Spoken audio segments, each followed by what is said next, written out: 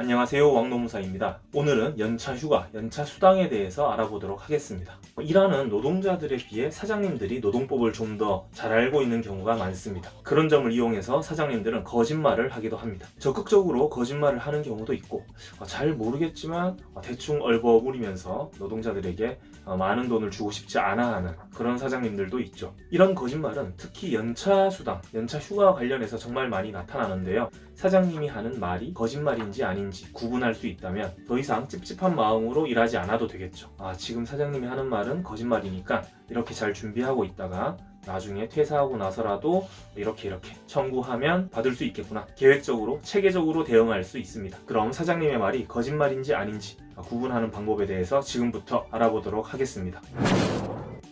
네, 첫 번째 거짓말. 우리 회사는 규정상 퇴사하면서 남은 연차 수당 정산해주지 않으니까요, 꼭 다 쓰고 퇴사하세요. 안 그러면 손해봅니다. 그러나 이건 당연히 거짓입니다.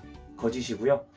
이렇게 되기를 사장님이 바랄 뿐이고 소망할 뿐이죠. 근로계약서나 취업규칙에 이런 규정이 실제로 있다고 하더라도 효력이 없습니다. 근로기준법에 위반되기 때문이죠. 이럴 땐 그냥 무시하고 휴가 안 쓰고 남기고 퇴사해도 수당으로 받을 수 있는 권리가 있습니다. 퇴사하고 사장님한테 달라고 했는데 안 주면 노동청에 미사용 수당 미지급으로 신고를 할 수도 있습니다. 다만 예외가 있는데요. 바로 연차 사용 촉진입니다. 이것도 근로기준법에 있어요. 다만 근로기준법에서는 절차를 복잡하게 다 설정해 뒀습니다.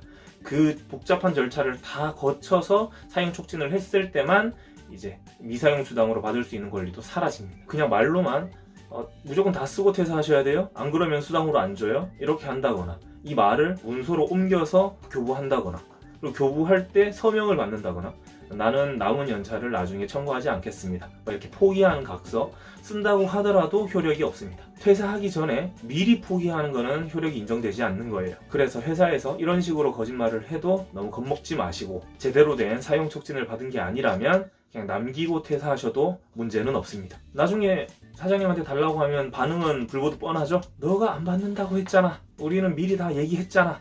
이제 와서 왜 그래? 사장님, 제가 나중에 알고 보니까 법이 이렇지가 않더라고요.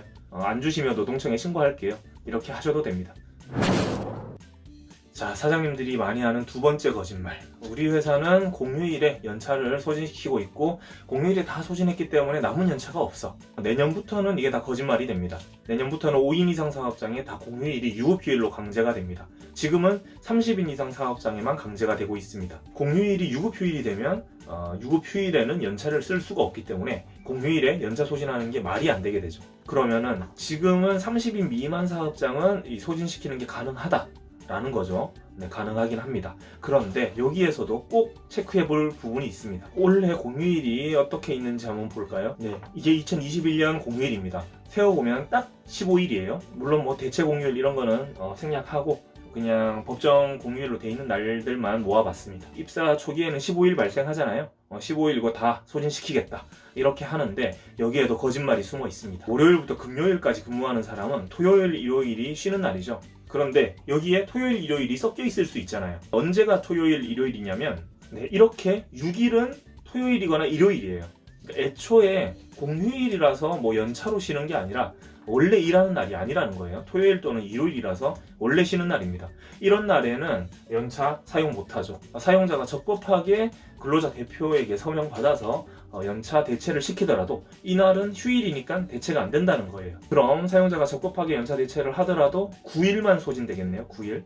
6일은 소진되지 않습니다. 회사에서는 이런 자세한 설명을 해주지 않죠. 모르고 넘어가면 그만큼 돈이 굳으니까요. 마지막으로 세 번째, 가장 위험한 거짓말. 우리 회사는 직원이 5명 미만이라서 연차가 애초에 없어. 근로기준법상 안 줘도 돼. 그래도 고생하니까, 다들 고생하니까 조금씩 쉬게는 해줄게. 일하는 사람이 5명 아슬아슬하면은 잘 세어봐야 합니다. 상시 근로자 수가 5명 이상이면 연차가 의무적으로 발생하고 미만이면 사장님 말대로 연차 안 줘도 됩니다. 이때 사장님들이 가장 많이 하는 거짓말이 4대 보험 들어가는 정직원 기준으로 5명 돼야 된다. 이런 건데요. 전혀 근거 없는 이야기입니다. 4대 보험 가입 여부가 기준이 될 수가 없습니다. 그리고 직원이면 직원이지 정직원, 가짜 직원 이런 거 없어요. 알바나 정직원이나 똑같이 그냥 일하는 사람일 뿐입니다. 실제로 노동력을 제공하고 임금을 받아가는 사람이 몇 명인지가 중요해요. 근로계약서 몇 명이 썼냐? 그리고 4대 보험 몇 명 가입했냐 이런 게 기준이 되지 않습니다. 이렇게 정직원 4명, 사장님 표현대로 하자면 정직원 4명, 알바 2명 이렇게라도 이 사람들이 매일 출근하면 상시 근로자 수는 5명 이상입니다. 사장님은 이게 아니라고 하죠. 정직원 기준이니까 5인 미만이라서 연차 발생하지 않는다 라고 하는데 실제로는 발생하죠. 이렇게 되면 사장님은 이제 큰일 납니다. 총 6명이니까 이 6명 모두에게 연차 휴가가 부여돼야 되고 1년에 몇 개죠? 최초 1년에는 26개입니다. 이 연차 발생하는 거 수당으로 한번 전환해서 계산해 볼까요? 최초 1년에 26일 발생하고 6명에게 발생합니다. 그러면 이게 비용으로 치면은 최저임금으로 계산을 해볼게요. 하루 8시간 일하는 노동자 기준으로 하면 최저임금 곱하기 8시간 이게 하루 연차 수당이라고 생각하시면 됩니다. 얼마일까요? 네, 1,000만 원이 넘어갑니다. 어떻게 보면 좀 이해가 되는 부분도 있죠. 사장님 입장에서 이게 5인 미만이다, 연차 그래서 없다라고 인정이 되면 1,000만 원이 세이브가 되는 거예요. 그래서 5인 미만이라고 거짓말을 하죠.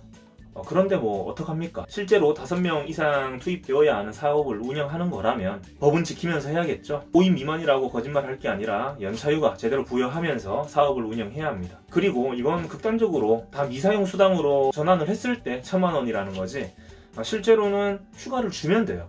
다 미사용 수당으로 줘야 되는 건 아닙니다.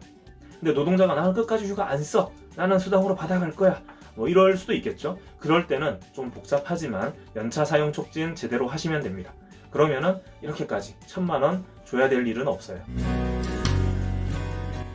네, 오늘은 여기까지 하겠습니다. 사장님들이 하는 말이 모두 다 진실일 거라고 무작정 믿지 마시고 항상 조금은 의심을 하면서 나의 노동권을 스스로 지켜야 합니다. 뭐 월급을 600만 원 받고 700만 원 받고 이렇게는 못하더라도 최소한 근로기준법은 잘 보장받아야 하지 않겠습니까?